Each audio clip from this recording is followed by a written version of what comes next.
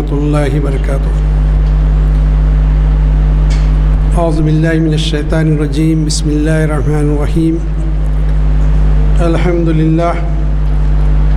للہ رب العالمین، الصلاۃ والسلام علی رسولہ النبی الکریم وعلی آلہ واصحابہ اجمعین، اما بعد، قال اللہ تعالیٰ فی القرآن المجید، فاعوذ باللہ من الشیطان الرجیم، واعتصموا بحبل اللہ جميعا ولا تفرقوا واذکروا نعمت اللہ علیکم اذ کنتم اعداء فألف بین قلوبکم فاصبحتم بنعمتہ اخوانا وکنتم علی شفا حفرۃ من النار فانقذکم منہا کذلک یبین اللہ لکم الآیات لعلکم تہتدون۔ صدق عظیم و صدق رسولہ النبی الکریم ونحن علی ذلک من الشاہدین والشاکرین۔ محترم حاضرین اکرام، سورہ آل عمران کی آیت نمبر 103 میں اللہ تعالیٰ ارشاد فرماتا ہے، اور تم سب مل کر اللہ کی رسی کو مضبوطی سے تھام لو اور آپس میں تفرقہ مت ڈالو۔ آیت کے اس ٹکڑے کی میں نے پہلے ترجمانی کی، اس کی تھوڑی سی وضاحت کرتے ہوئے انشاءاللہ گفتگو کو آگے بڑھایا جائے گا۔ اصل میں مسلمان یہ ایک بامقصد گروہ ہے، جن کا ایک خاص مقصد ہے۔ اللہ نے دنیا میں ان کو بپا کیا، ان کو اٹھایا، ان کو دنیا میں لایا گیا اس لیے کہ وہ خاص مقصد کی تکمیل، اور اللہ تعالیٰ کا منشا ہے کہ وہ تکمیل پائے ان کے ذریعے۔ وہ ہے کہ جو ہے کلمہ توحید کا غلغلہ اور غلبہ، نبی اکرم صلی اللہ علیہ وسلم کی رسالت اور آپ کی شان کی عظمت ساری دنیا میں اسی کا چرچا ہو جائے، اور لوگ معبودان باطل کی پرستی چھوڑ کر الہ واحد کی، جو ان کا پروردگار حقیقی ہے، اسی کی عبادت کرنے لگ جائیں اور اسی کو اپنا رب، اپنا معبود برحق مان کر اسی کی عبادت میں لگے رہیں۔ یہ بڑا اہم معاملہ اور اہم مقصد اس امت کا ہے۔ قرآن مجید میں اللہ تعالیٰ نے حضور اکرم صلی اللہ علیہ وسلم کی مبعوث ہونے کو، آپ کی بعثت کا مقصد بھی بتایا گیا کہ جو ہے آپ اس دین کو ادیان باطل پر غالب کریں۔ فرمایا گیا، اعوذ باللہ من الشیطان الرجیم، والذی ارسل رسولہ بالحق ودین الحق لیظہرہ علی کل دین ولو کرہ المشرکون، کہ ہم نے آپ کو بھیجا، وہی ہے جس نے آپ کو بھیجا حق کے ساتھ اور دین حق دے کر، تاکہ سارے ادیان باطل پر اس کو غالب کیا جائے۔ اب حضور اکرم صلی اللہ علیہ وسلم کی اپنے حیات طیبہ میں سارے جزیرۃ النما عرب پہ اس دین کو آپ نے غالب کر دیا۔ تو جو ہے آج کا UAE، آج کا بحرین، آج کا کویت کوئی نہیں تھا، آج کا جو سعودی عرب کہلاتا ہے، پورے اس پر اسلام آپ کی حیات طیبہ میں غالب آ چکا تھا۔ اب حضور نے ایک ماڈل بنا دیا اور اس امت کے ہاتھ میں دے دیا کہ اس دین کو دنیا پر غالب کریں، خود اپنے زندگیوں میں دین کو اتاریں، اپنے زندگیوں میں اس دین پر غالب کریں، اور پھر اس کے بعد ساری دنیا پر، ساری دنیا کے اقوام پر اس دین کو غالب کریں۔ اصل اس کا مقصد، مطلب یہ ہے جو قرآن مجید کی ایک آیت میں اللہ نے فرمایا کہ یا ایھا الناس اعبدوا ربکم الذی خلقکم ومن قبل لعلکم تتقون، کہ جو ہے ہم نے، اے گروہ انسان، عبادت کرو اس پروردگار کی جو تمہارا پیدا کرنے والا ہے اور جس نے تم سے پہلے لوگوں کو پیدا کیا۔ یہ اصل مقصد ہے کہ عبادت بندہ کرے اس رب کی جو اس نے اس کو پیدا کیا، جو اس کا خالق ہے، کریٹر ہے۔ تو ایک مقصد رکھنے والا یہ گروہ ہے جو قرآن مجید میں بتایا گیا کہ کنتم خیر امۃ اخرجت للناس تأمرون بالمعروف وتنہون عن المنکر وتؤمنون باللہ، تم بہترین انسان کے گروہ، بہترین لوگ ہو، جو اس لیے دو لوگوں کے لیے نکالے گئے ہو۔ تمہارا مقصد یہ ہے، تمہارا کام یہ ہے کہ لوگوں کو اچھائی کا حکم دو اور برائیوں سے روکو اور اللہ کی ذات پر یقین کامل رکھو۔ تو یہ ہے کہ یہ بامقصد گروہ ہے۔ اگر یہ گروہ میں، اس کے افراد میں اتحاد نہ ہو تو پھر یہ کام کیسے غلبے پا سکتا ہے؟ لیکن لوگوں کی اغیار کی سازشیں رہی، ہمارا قصور رہا، ہم مسلکوں میں، فرقوں میں، ذاتوں میں بڑھ گئے۔ کیفیت یہ ہے کہ پوری جو دنیا کو جوڑ لیں، انسان کو انسانیت کا پیغام دے کر انسان کو انسان سے جوڑنے آگے تھے، کلمے کی بنیاد پر لوگوں کو متحد کرنے آگے تھے، ان میں اگر تفرقہ ہو تو یہ کام کیسے ممکن ہے؟ سوال پیدا ہوتا ہے۔ آج یہی حال ہے. اقبال نے کہا تھا نا کہیں فرقہ بندی ہے اور کہیں ذاتیں ہیں. کیا زمانے میں پنپنے کی یہی باتیں کیسے پنپا جائے؟ جو اصل مقصد ہے ہم نے اس کو فراموش کر دیا. اس کا نتیجہ یہ ہوا حاضرین اکرام، آج ہم دیکھتے ہیں کہ پہلے تو فرقہ بندی ہوئی، پھر اس کے بعد مسالک کی گروہ بندیاں ہوئیں. ٹھیک ہے، ہو سے اختلاف رائے ہو سکتا ہے، لیکن ہم نے کبھی یہ تصور نہیں کیا امت وحدہ ہے، ہم ایک امت ہے. ہم اس گروہ بندی میں بٹ گئے. پھر اس کے بعد مسالک کے بعد، فرقہ بندی کے بعد اب تو کیفیت ہے مکتبوں میں بٹ رہے ہیں، تیرا مدرسہ میرا مدرسہ.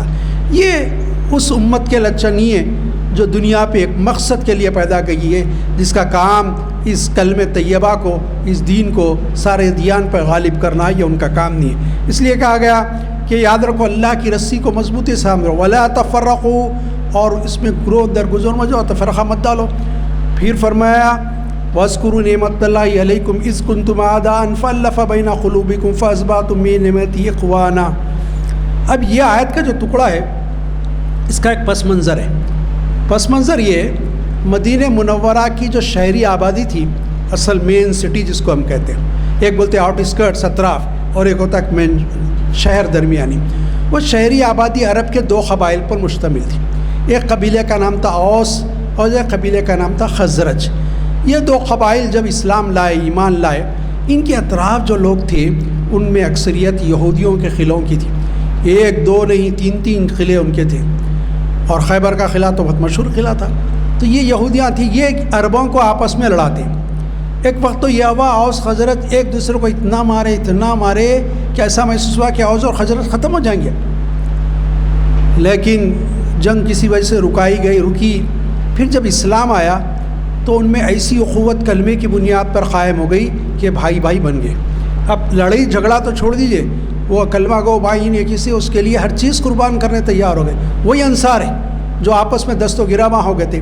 مکے کے لوگ آئے، حضور نے مواقعات کرائی. مکے کے ایک آدمی کو مدینے کے انصار سے جو مہاجر کہلاتے ہیں ان کا ایک بھائی بنایا. تو سعید بن ربیع کے بارے میں آتا ہے کہ عبد الرحمن ابن عوف رضی اللہ عنہ لے گئے اور کہا کہ دیکھ بھائی یہ 2 مکانات اللہ نے اس لیے دے، شاید تیرے کو ایک دے دو. 2 بیویاں اس لیے ہے. جب پردے کا کام نہیں آئے تھے بیویوں کو کہا آؤ سامنے، میرا بھائی آیا سلام کرو. پھر کہا اس میں سے جو پسند ہے تو ابھی طلاق دیتا ہوں تو وقت کر لے. پھر 2 باغات تھے، لگ جا کے بتایا. تو حضرت عبد الرحمن میں نے لیا نہیں، لیکن ایثار اور قربانی کا جذبہ دیکھیے کہ دینے کے لیے تھے. انہوں نے کہا بھائی میں کمرہ بتا دے، بازار بتا دے، میرے کہنے کچھ رقم ہے، میں کاروبار کر لوں گا. تو اللہ نے ان کے کاروبار میں برکت دی. لیکن اب اس میں موقع پہ اس کو گفتگو کرنا ہے کہ وہ جو آپس میں خون خرابہ کرتے تھے، وہ مہاجر مکے کے جو مدینے کے بھی لوگ نے تھے، ان کو بھی اپنا بھائی کلمے کی بنیاد پر اس طرح بنایا کہ اپنی ہر چیز میں آدھا دینے تیار ہو گئے. ایسی بات ہو گئی. تو اللہ نے فرمایا کہ اس نعمت کو یاد کرو جو اللہ نے تم پر دی. تم دشمن تھے، فَأَلَّفَ بَيْنَ قُلُوبِكُمْ، تمہارے دلوں کو جوڑ دیا. فَأَصْبَحْتُمْ بِنِعْمَتِهِ إِخْوَانًا، کہ تم کو آپس میں بھائی بنا دیا. اس نعمت پر شکرانے نعمت ادا کرو. تو وہ بھائی بن گئے. تو یہ ہم کو دعوت دیتی ہے یہ آیت کا ٹکڑا، یہ آیت کا جز، کہ جو ہے ہم کلمے کی بنیاد پر بھائی ہیں. مسالک کے، مشارق کے، مذاہب کے اختلاف اپنی جگہ، لیکن ہم سب ایک اللہ کو ماننے والے ہیں، ایک رسول کو ماننے والے ہیں، ایک کتاب قرآن مجید کے سامنے والے ہیں. ایک ہی قبلہ ہے ہمارا، قبلہ رو کے نماز پڑھ عبادت کرنے والے ہیں. نماز میں ہو سکتا ہے کوئی رفع دین کرتا ہو، کوئی نہ کرتا ہو، کوئی ہاتھ کہیں باندھتا ہو، کوئی کہیں اور باندھتا ہو. یہ اختلاف فروعی اختلاف، اتنا بڑا اختلاف نہیں سے بنیاد پہ ہم تفریق میں پڑ جائیں، آپس میں گروہ در گروہ بن جائیں. وہ اختلاف کوئی اہمیت نہیں رکھتا، بلکہ ہم سب بھائی ہیں. یہ ذہن میں ہم کو رہنا چاہیے. عزیزان گرامی، جب تک ہم اپنے اس مقصد کو حاصل نہیں کر سکتے، جب تک کہ ہم آپس میں بھائی بن کر نہ رہیں. پھر اللہ تعالیٰ فرماتا ہے وَكُنْتُمْ عَلَى شَفَا حَفْرَةٍ مِّنَ النَّارِ فَانْقَذَكُم مِّنْهَا كَذَلِكَ يُبَيِّنُ لَكُمْ آيَاتِهِ لَعَلَّكُمْ تَهْتَدُونَ. دیکھو یاد رکھو، اس دوزخ کی آگ سے اپنے آپ کو بچاؤ، اور جو ہے یاد رکھ لو کہ جو ہے اللہ تعالیٰ اپنی آیتوں کو اس طرح بیان کرتا ہے تاکہ تم کو ہدایت ملے، ہدایت یافتہ بن جاؤ. تم شاید تم ہدایت پا جاؤ. اللہ تعالیٰ ایسا ہے، ہدایت کیا پا جاؤ؟ آپس میں ہدایت سے مراد یہاں ہدایت جو ہے وہ یہ کہ ہم ایک مقصد کے لیے، اس دین کے غلبے کے لیے متحد اور متفق رہیں. لیکن ہمارا جو اختلاف ہے وہ اتنا خطرناک ہوتا جا رہا ہے کہ ہم آپس میں جو ہے ایک دوسرے کے جو ہے جان کے دشمن، مال کے دشمن مسلمان کا، عزت کے دشمن ممالک کا بھی یہ حال، گروہوں کا بھی یہ حال، اور جو ہے کسی شہری آبادی کا یہ حال، محلے کی آبادی کا یہ حال، خاندان کے بھائیوں کا اختلاف، جو ایک خون کے ماں باپ کے اتنا شدید اختلاف، ہم جو ہے ہم نے دین کو، اپنے قرآن مجید کے تعلیمات کو ہم نے فراموش کر دیا، گروہ در گروہ ہو گئے. اور پھر یہ ہے کہ جو ہے اب اللہ نے دوسروں کو ہم پہ مسلط کر دیا، اس کی وجہ ہے کہ ہم آپس میں دست و گریباں ہیں، جس کی وجہ سے مسلط کر دیا گیا. یہ آیتیں تو آل عمران کی اصل میں اس واقعے کے پس منظر میں ہیں. میں آپ سے کہہ رہا تھا ادھر آ گیا، وہ یہودی ان کو لڑاتے تھے. جب اسلام آیا تو یہ اتنے زبردست ایک دوسرے سے ہو گئے، معلوم ہوتا کہ فرق ہی نہیں ہے ان میں، اوس و خزرج میں. اور ایک مرتبہ اوس و خزرج کے لوگ بیٹھے اور آپس میں ہنسی مذاق کر رہے تھے، تو یہودیوں کو بڑا ناگوار گزرا. ابھی وہ ان کے قلعے فتح ہوئے نہیں تھے، ابھی خیبر کا قلعہ بھی فتح نہیں ہوا تھا. تو ایک یہودی سردار نے کہا کون شاعر ہے جو جا کے اس میں آگ بھڑکائے، لڑائی بھڑکائے، ان میں آگ لگائے لڑائی کی. ایک شاعر تھا یہودیوں کا، اس نے آیا، وہ ان واقعات کا تذکرہ منظوم انداز میں یعنی نظم کے انداز میں اشعار میں اس طرح پڑھا کہ وہ صحابہ اوس و خزرج کے دونوں کی تلواریں نکل گئی. قریب تھا، وہ اللہ تعالیٰ بھی فرما رہا، قریب تھا کہ تم دوزخ میں آگ کی طرف جاتے، کہ یہ کیفیت تمہاری ہو گئی تھی کہ اب تم لڑکے دوزخ میں، ظاہر ہے دو مسلمان لڑیں گے تو دونوں دوزخ ہی ہیں. نبی کریم صلی اللہ علیہ وسلم کو کسی صحابی نے طے دی، یا رسول اللہ اوس و خزرج کے درمیان تلوار کبھی بھی چل سکتی ہے، نکل گئے ہیں تلواریں میں. حضور سب نے آیا اور کہا یہ کیا پکارا ہے، شور و غبار ہو رہا تھا، کس شیطان قسم کی آوازیں نکال رہے ہو. پھر آیتیں سنائی گئی، کہا کہ تم کو کیا ہو گیا، اللہ نے تم پر نعمت کی، تم کو بھائی بھائی بنایا. جیسے حضور صلی اللہ علیہ وسلم کی بات سنے اور فرمایا حضور یہ دور جاہلیت کی کیا جاہل قسم کی باتیں کرتے ہو، تم سب آپس میں بھائی بہو. تلواریں میان میں اندر چلی گئی اور سب کو شرمندگی ہوئی، اور اللہ کے رسول اللہ شیطان نے ہم کو ورغلا دیا، اگر آپ تشریف نہ لاتے تو نہ معلوم ہم کیا کر بیٹھتے. تو یہ کہ جو اس پس منظر میں ہے تو یہ بتایا گیا کہ جو دیکھو اللہ کی رضی کو مضبوط سے تھامے لو، آپس میں تفرقہ مت ڈالو، اور اپنے اوپر اللہ کی اس نعمت کو یاد کرو. تم ایک دوسرے کے دشمن تھے تو اس نے تمہارے دلوں میں محبت الفت پیدا کر دی، اور تم اس کی نعمت کے باعث آپس میں بھائی بھائی ہوں گے. تو یہ بات بڑی اہم ہے کہ جو ہے ایک مسلمان کے خون کا پیاسا نہ ہو، ایک مسلمان کی عزت سے نہ کھیلے، ایک مسلمان کو تکلیف نہ دے، ایک مسلمان کی جو ہے خبر گیری کرے. مسلمان کوئی تکلیف میں ہے، درد میں ہو تو اس کی درد اپنے دل میں محسوس کرے. یہ ایمان کا تقاضا ہے، یہ ایمان کا تقاضا ہے. حدیث نبی صلی اللہ علیہ وسلم نے فرمایا کوئی اس وقت تک مومن نہیں ہو سکتا تا وقت ہے کہ ایک مسلمان بھائی کے تلوے میں کانٹا چبھے تو اس کی چبھن اپنے دل کے اندر محسوس نہ کرے، اس کی چبھن اپنے دل کے اندر محسوس نہ کرے. تو یہ کہ یہ یہودیوں کی سازشیں رہی ہیں، دشمنان اسلام کی سازشیں رہی ہیں، مشرکین کی سازشیں رہی ہیں کہ مسلمانوں میں اختلاف ڈالا جائے. ساری کوششیں ہوتی کہ اختلاف کس طرح ڈالا جائے، لیکن مسلمان سمجھداری کے ساتھ ان آیات کو سامنے رکھ کر آپس میں کلمے کی بنیاد پر متحد رہیں اور متفق رہیں تو پھر سمجھو کچھ کام ہو سکتا ہے، اور جو مقصد ہے اس مقصد کی طرف ہم آگے بڑھ سکتے ہیں. عزیزان گرامی، اگر اختلاف ہو جائے تو کیا کیا جائے مسلمانوں میں؟ سورہ انفال کی آیت نمبر 46 ہے، اعوذ باللہ من الشیطان الرجیم وَأَطِیعُوا اللَّهَ وَرَسُولَهُ وَلَا تَنَازَعُوا فَتَفْشَلُوا وَتَذْهَبَ رِیحُکُمْ وَاصْبِرُوا إِنَّ اللَّهَ مَعَ الصَّابِرِینَ. اللہ اور اس کے رسول کی اطاعت کرو، آپس میں جھگڑا مت کرو ورنہ تم بزدل ہو جاؤ گے اور تمہاری ہوا اکھڑ جائے گی. اور سب بے شک جو صبر کرتے ہیں اللہ ان صبر کرنے والوں کے ساتھ ہے. دیکھو آپس میں اختلافات کو اس نوعیت پہ نہ لے جاؤ جہاں سے تم واپس نہ آ سکو. اختلاف رائے ہوتا ہے، گھر میں خاندان میں اختلاف ہوتا ہے، باپ بیٹے کی رائے الگ ہو سکتی ہے. کوئی ضروری نہیں ہے کہ بیٹا خاموش ہو گیا تو باپ کی رائے کو مان لے، لیکن یہ سمجھتا ہے کہ والد صاحب کی رائے غلط ہے لیکن میں نے ان کی تعظیماً کچھ نہیں کہا. بھائی بھائی میں اختلاف ہو سکتا ہے، خاندان میں اختلاف ہو سکتا ہے. تو یہ ہو کہ جو اطاعت ہو اللہ رسول کی. کیا حکم ہے؟ جب دو مسلمان بھائیوں میں اختلاف ہو جائے کسی کو ثالث بنا دو جو اہل علم ہے، جانتا ہے اور حق انصاف کے ساتھ فیصلہ کرنے کا اختیار رکھتا ہے، اس سے رجوع کرو. کوئی مسئلے جائیداد کا اختلاف مفتی ہونا نے نظام سے رجوع کرو. ہمارے پاس دینی مدارس سے جامع نظام ہے، دوسرے بڑے بڑے مدارس سے رجوع کرو، ان سے فتویٰ لو، جو وہ کہیں شریعت کی روشنی میں اس کو پھر مانو. یہ ہونا چاہیے. اس کے بجائے بے صبری ہو، صبر نہ ہو، آپس میں دستے گریباں ہو جائے، یہ کسی طرح مناسب نہیں. سورہ آل عمران کی ایک آیت ہے 105.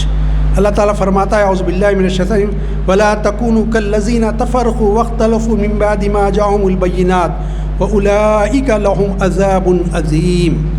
اور ان لوگوں کی طرح نہ ہو جانا جو فرقوں میں بڑھ گئے واضح نشانیاں آنے کے بعد بھی اختلاف کیا، اور ان کے لیے بڑا دردناک عذاب ہے، بڑا عذاب ہے ان کے لیے، یاد رکھ لو. تو جو ہے واضح نشانیاں، اللہ کے احکامات آ گئے، اس کے بعد بھی پھر وہ اختلاف جاری ہے، تو یہ کس طرح ہو سکتا ہے؟ پھر فرمایا گیا اسی آیت میں دین کو قائم کرو اور اس میں تفرقہ مت ڈالو. آگے سورہ شورى میں آیا کیا ہے کہ دین کو قائم کرو اور اس میں تفرقہ مت ڈالو. اصل دین کو قائم کرو، دین کی بنیاد جو ہے توحید اور رسالت آخرت، اس پہ قائم.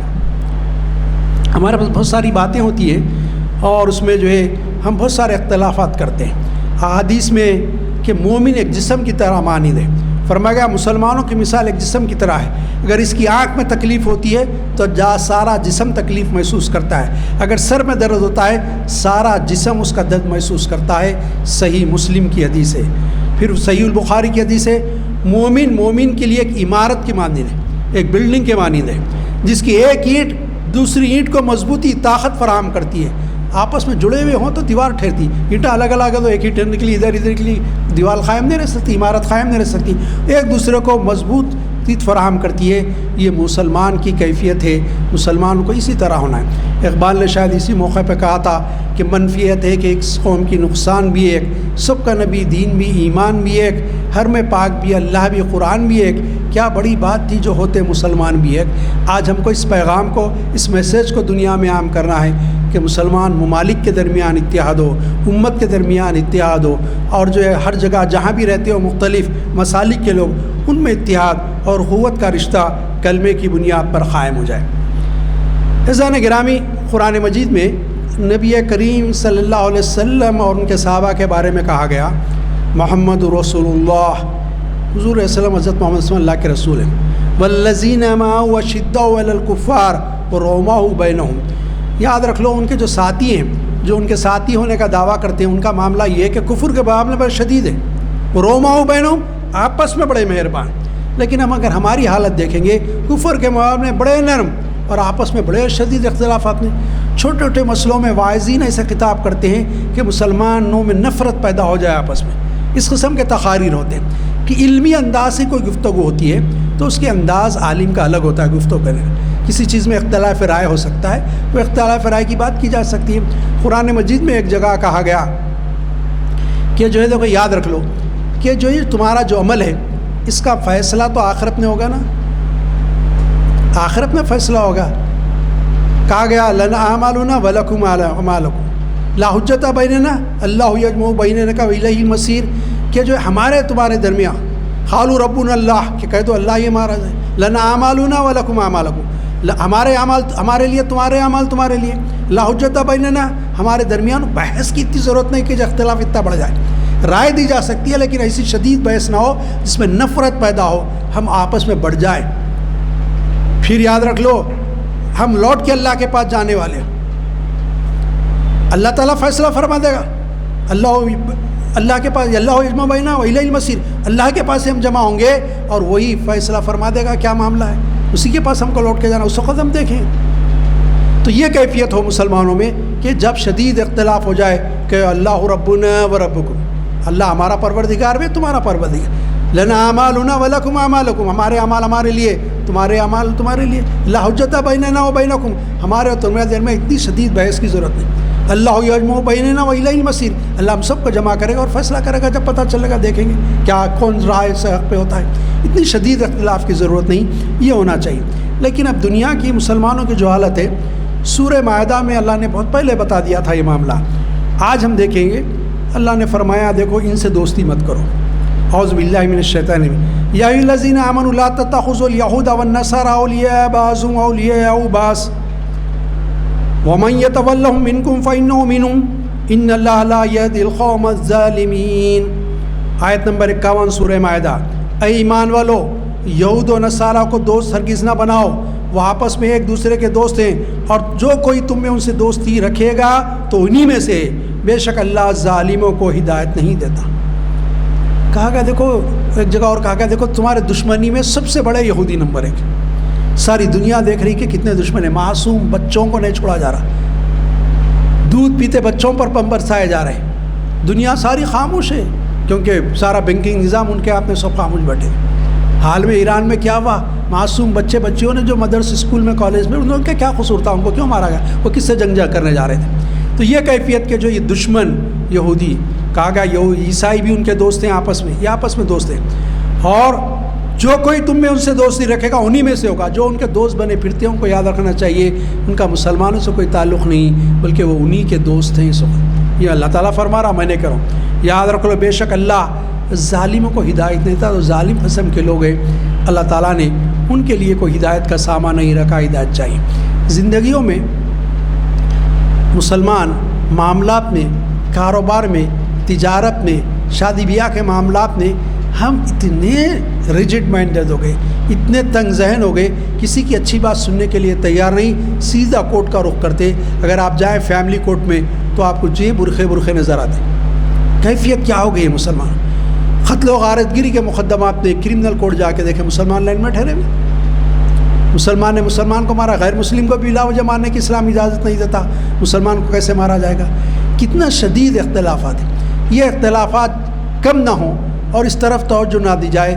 ہمارے علماء اکرام، واعظین عظام، مقررین اکرام جب تک اس طرف توجہ نہ کریں کہ مسلمانوں کے دلوں کو آپس میں جوڑیں، اس تک یہ فضا بدل نہیں سکتی جو ہے. آپ اخبارات اٹھا کے دیکھیں، گزشتہ ایک ہفتے کے اخبارات دیکھیے، مسلمانوں کتنے مسلمانوں کو مارا ہے. 3 دن تو روز ایک قتل رہا. تعجب ہوا میرے کو پڑھ کے، کیا ہو گیا؟ مسلمان کو مارا لگاتار 3، پھر ایک دن کا گیا پھر ایک کو مارا. تو یہ کیفیت ہے. تو یہ جو ہے آپس میں شدید نفرت اور قتل تک جانا، یہ جو ہے بہت عظیم ترین گناہ ہے. کہا گیا کہ یاد رکھو، سباب المسلم فسق، مسلمان کو گالی دینا واضح گناہ ہے، اور مسلمان کا قتل کرنا کفر ہے. کوئی اگر کسی مسلمان کو قتل کرتا ہے وہ کافر ہو جاتا ہے. یہ حدیث ہے، یہ احکامات ہیں. اس کے باوجود اگر ہم اسی انداز میں رہیں گے تو آپ سوچئے کہ کیسے اللہ کی رحمت آ سکتی ہے اور ہم کہیں پہ کامیاب ہوتے ہیں. شاعر نے کہا، ایک ہو جائیں تو بن سکتے ہیں خورشید مبین، ایک ہو جائیں تو بن سکتے ہیں خورشید مبین، ورنہ ان بکھرے تاروں سے کیا کام بنے؟ ان سے کیا کام ہو سکتا ہے جو بکھرے ہوئے پڑے؟ تو جو جب تک ہم ایک نہ ہو جائیں تو جو پھر خورشید و مبین بن سکتے ہیں. وہ اتحاد ان میں صحابہ میں ایسا تھا، کیفیت ان کی یہ تھی کہ آپس میں بڑے متحد تھے. تو پھر اللہ نے ان کو سرخری اور کامیابی عطا کی. اللہ تعالیٰ سے دعا ہے کہ مالک، ہم نے کچھ جو بیان کیا، ہم بیان کرنے والوں کو، سننے والوں کو، سب کو عمل کی توفیق عطا فرما. اور مسلمانوں میں امت محمدی علیہ الصلاۃ والسلام میں مالک ہم میں اتحاد و اتفاق عطا فرما. ہم کو ایک اور نیک بنا دے، آپ کی رسی کو مضبوطی سے تھامنے والا بنا دے، اور ہم میں اتحاد و اتفاق کی فضا پیدا کر دے.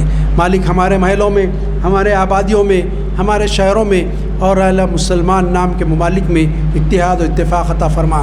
ہم سب کو ایک اور نیک بنا دے. مالک رحم کے، کرم کے، فضل کے معاملے فرما. مالک جب تک دنیا میں زندہ رکھیے، اسلام پر زندہ رکھیے. ہم سب کا خاتمہ ایمان پر فرمائیے.